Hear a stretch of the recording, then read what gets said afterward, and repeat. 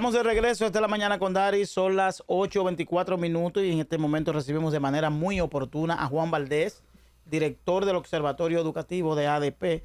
Bienvenido, don Juan, a la mañana con Dari. ¿Cómo está todo? Saludos, es un placer estar aquí con ustedes. Soy el profesor Juan Valdés, soy el presidente del Colectivo Ciudadano por la Calidad Educativa. Y estoy aquí en esa calidad en esta ocasión. No por la ADP, no. No, porque realmente nosotros ahora estamos haciendo también un trabajo general en el país. ¿Cómo se llama colectivo? Ciudadano por la Calidad Educativa. Ahí estamos un grupo grande de ciudadanos, especialistas en educación, expertos en el área y preocupados por la educación dominicana, que vemos con mucha preocupación, valga la redundancia, la crisis educativa que estamos atravesando actualmente. Nosotros en este país, por ejemplo, necesitamos mejores maestros, pero para tener mejores maestros tenemos que evaluarlos. Y ya hemos pasado 3 años esperando una evaluación de desempeño docente que no se ha llevado a cabo, primero por un acto de corrupción de la gestión del ministro Ángel Hernández y segundo por un desinterés precisamente de las autoridades de que esto se haga con transparencia y con el rigor científico y legal que requiere una evaluación de desempeño a más de 100,000 docentes de escuelas públicas. ¿Y qué dice el colectivo a propósito de la exigencia de sustitución de Ángel Hernández, de que ya le complacieron a mucha gente y ahora designa a Luis Miguel de Camps como nuevo ministro de Educación? Bueno, yo no he visto a un ingeniero, a un abogado, un arquitecto, a un contador como ministro de Salud Pública. Entonces, no entiendo, con tantos perfiles adecuados para ejercer la función de ministro de Educación, ¿por qué no tenemos a un verdadero experto en educación en el Ministerio de Educación? El saliente ministro de Educación, Ángel Hernández, no es experto en educación escolar pública. Gran parte de su fracaso fue que nunca entendió la problemática escolar pública. Entonces me pregunto, Luis Miguel, que es un gran profesional, es un gran abogado, como persona es una persona polifacética, maravillosa. Ese señor toca la guitarra, canta, baila. Es una persona, pero no tiene el perfil para ser ministro de Educación. ¿Y no sería un poco prematuro emitir juicio al respecto, tomando en cuenta ese aspecto que usted menciona de que es muy talentoso y que tiene muchísimas capacidades profesionales? Pero no en el área de educación. Lo que sucede es que aquí tienen que entender que la educación es una ciencia y que no veo el sentido de usar, valga la redundancia, el azar para manejar la educación de más de 2 millones de niños. Apostar a algo incierto no tiene ningún fundamento cuando en el país tenemos personas especialistas en el área, comprometidas, y el mismo gobierno, el mismo PRM, tiene una Secretaría de Educación con expertos en el área también. Entonces yo entiendo que la educación en este país hay que tomarla definitivamente en serio. No es la persona en particular de Luis Miguel de Camps lo que yo cuestiono, sino la pertinencia de su perfil y de su experiencia para manejar la educación pública. Señores, aquí estamos en la peor crisis educativa que haya tenido la República Dominicana en este siglo. ¿Cómo salimos de un ministro que ha sido un fracaso? Entonces tenemos nombrando a una persona que no es del área de educación, ignorando que para usted ejercer la función de ministro, usted tiene que tener experiencia en el área, tiene que tener pericia comprobada, usted tiene que dominar la problemática educativa. Y algo que me preocupa aún más, ¿dónde está el nuevo gabinete con el cual trabajaría el ministro? O sea, tenemos un nuevo ministro con el mismo gabinete que ha llevado a la educación pública a su mayor crisis. Porque tenemos los mismos viceministros, el mismo equipo. Un hombre no es quien hace el Ministerio de Educación. ¿Un viceministro de edificación nuevo? Sí, pero el tema aquí no es específicamente de edificación.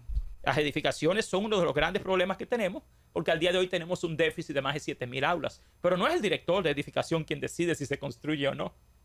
Es la autoridad. Entonces fue inapropiada la designación de... Desde el punto de vista técnico, no considero que fue la decisión adecuada. Entonces, planteando usted habla de la formación de los maestros, ¿verdad? Correcto. Que es necesaria. También ahí designaron a la señora Siulin Joa León como directora ejecutiva del INAFOCAN. Yo entiendo que aquí los grupos... ¿Usted la conoce? Sí, claro. Es que Siulin Joa es la mano derecha del ministro. Estamos en lo mismo. ¿De cuál ministro? Sí, o sea, estamos... El mismo eso fue que le dieron un coso a él. Mira, te vamos a dejar... Además que la formación docente acá requiere de grupos que no tengan conflictos de intereses. Aquí la formación docente en el INAFOCAN ha sido un botín, sinceramente, de grupos universitarios, de grupos de formación docente, Y aquí lo que se le esté garantizando a ese grupo que van a seguir nutriéndose de esos fondos, en el caso del INAFOCAM, para ser muy claros. O sea, aquí necesitamos Entonces, ¿cómo que se tome en serio la educación que pública. Inafocán es un botín? ¿Y de dónde está el botín? ¿Cómo es la dinámica? Pero la del botín? formación docente. Aquí tú tienes, por ejemplo, instituciones como UNICEF, como la misma OEI, Organización de Estados Iberoamericanos, con contratos por cientos de millones de pesos, sin ser especialistas en nada, como fue el de la misma evaluación de desempeño docente. Miren, el programa de primaria de este país, que ha sido lo más preocupante en el tema de la lectoescritura, las matemáticas y la ciencia. Nosotros tenemos en el Observatorio Educativo, hablando ya de lo que yo he hecho como investigación, 6 contratos a 6 universidades distintas por más de 1.200 millones de pesos para hacer exactamente lo mismo. Mejorar las matemáticas, comprensión lectora y ciencia en primaria, primer ciclo. Y no tenemos ningún logro. Aquí, sin un diagnóstico de necesidades formativas de los docentes, el dinero que se gasta en formación y capacitación de magisterio es un dispendio. Y lo que te puede dar ese diagnóstico es precisamente la evaluación de desempeño docente, entonces, que ha sido frustrada por la misma gestión del ministro Ángel Hernández, porque ilegalmente le asignó un contrato de 599 millones sin licitación por contratación directa a un miembro de la Comisión Nacional de Evaluación de Desempeño, que es la Organización de Estados Iberoamericanos, OEI. Y hoy tenemos la evaluación de desempeño de nuevo en riesgo.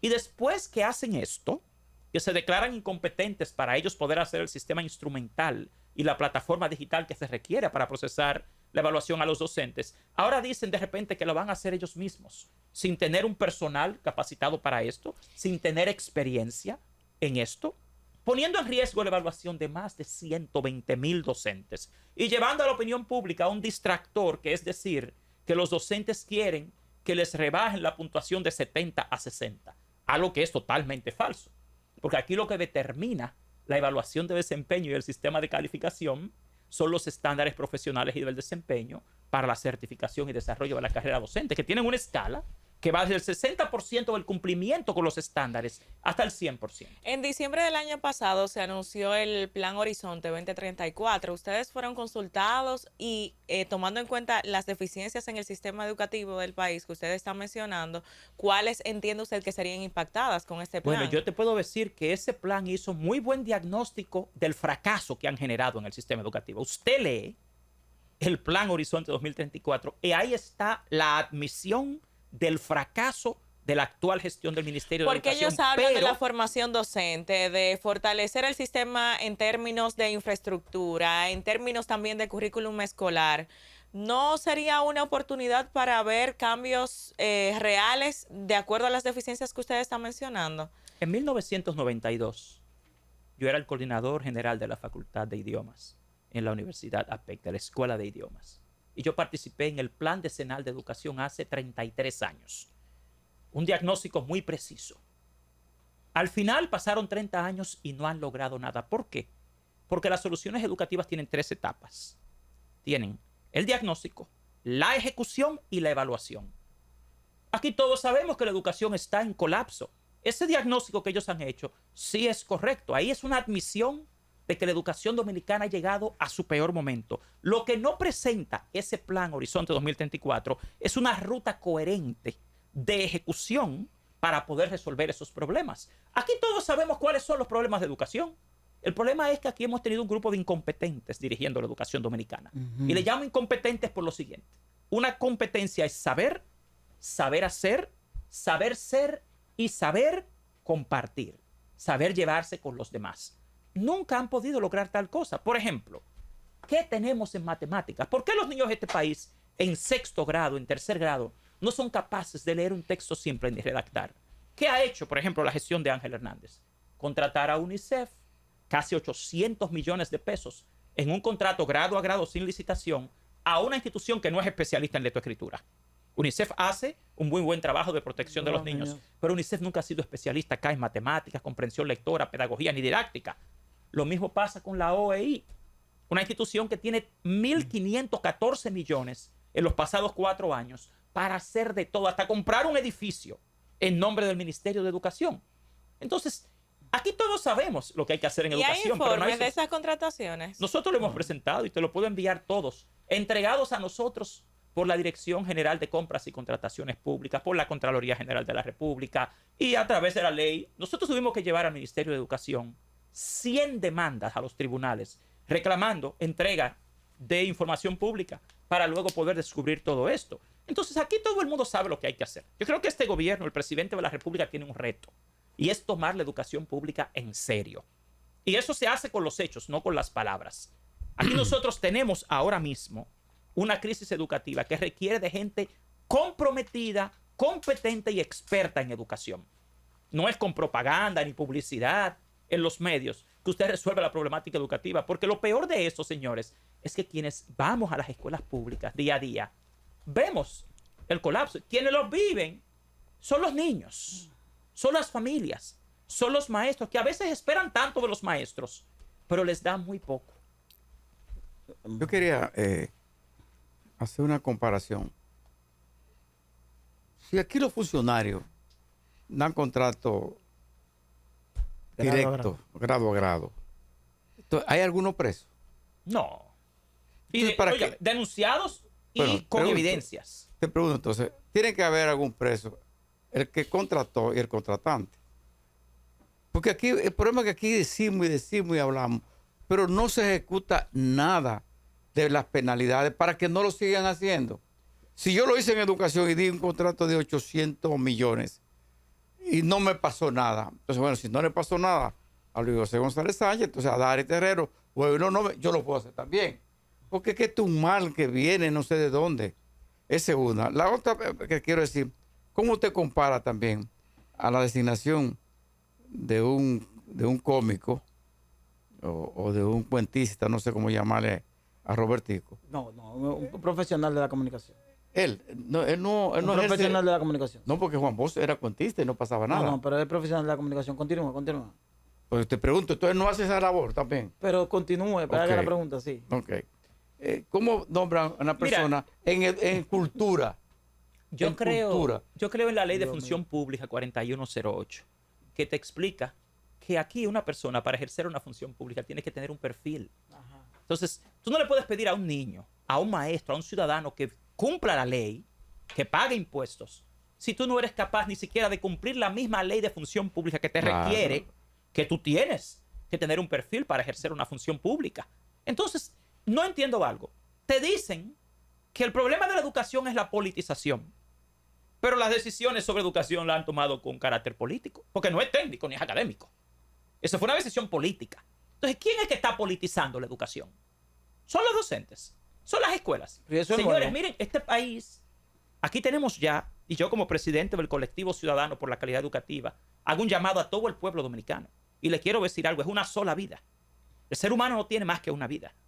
Y usted no tiene como ciudadano de este país que tolerar que nadie le arruine el resto de su vida simplemente para complacer a un grupo y dejar que este país lo dirija y lo controle un grupo. Porque aquí el 4% se ha vuelto un botín de grupos de intereses económicos. Claro. Entonces usted se pregunta, ¿por qué fracasa la educación dominicana? Pero ya lo estamos diciendo aquí. ¿Y por qué no son capaces ni siquiera de respetar la misma ley de función pública, la misma ley de compras y contrataciones, la misma ley general de educación? Ustedes saben que este año el Ministerio de Educación apenas tiene el 3.82% del PIB asignado, no el 4%. ¿Y por Aquí, qué? porque decidieron asignarle a educación superior 14.600 millones que correspondían al MINERT sin haber una ley de fusión todavía. Claro. Aquí, al día de hoy, cuando se aprobó el presupuesto nacional, aquí no había ni hay todavía una ley de fusión de dos ministerios. Pero el Ministerio de Administración Pública, el ¿Y dónde Ministerio están los de Presupuesto, profesionales de la educación, la ADP, la cosa que no, eso no lo dice? nosotros estamos cansados de decirlo. Por eso estoy yo acá. Sí, pero que una sola Licenciado, pero voz. hábleme de No, no es una cultura. sola voz. De eso lo hemos... Eso ha sido denunciado en múltiples escenarios. Porque eso tiene que ser objeto de decir, no, eso tiene que ser objeto, no solamente de una denuncia, tiene que ser objeto de un sometimiento ante el Tribunal Superior Administrativo. Vamos para la justicia, porque es que aquí no pueden... Miren, hasta el día de hoy la ley vigente es la 6697, que dice que el presupuesto de educación es un 4%, del PIB. Eso fue una ley. Inclusive hay una ley de educación superior que le asigna el 5% del presupuesto total del país a la educación superior. Nada de esto hoy no se está cumpliendo. Entonces, ¿de dónde es que quieren que la gente obedezca a las leyes? Que luego los muchachos no delincan en los barrios. Que la gente no esté haciendo maromas acá con el sistema judicial. Aquí hay que predicar con el ejemplo. La educación no puede ser un relajo. Aquí no podemos continuar con la educación pública como un capricho de un grupito.